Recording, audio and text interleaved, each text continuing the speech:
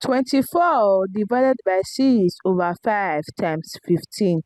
5 into here 1, 5 into 15, 3. Then we have 24 divided by 6 times 3. 24 divided by 6 will give us 4.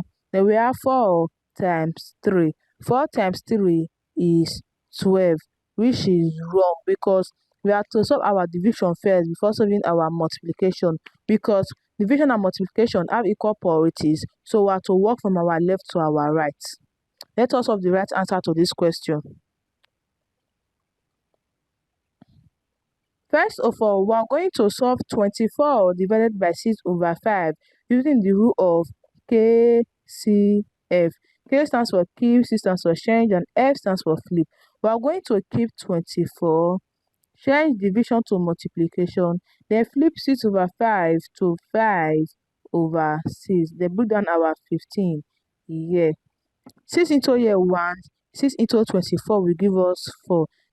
Then we are left with 4 times 5 times 15. Now we are going to solve from our left to our right.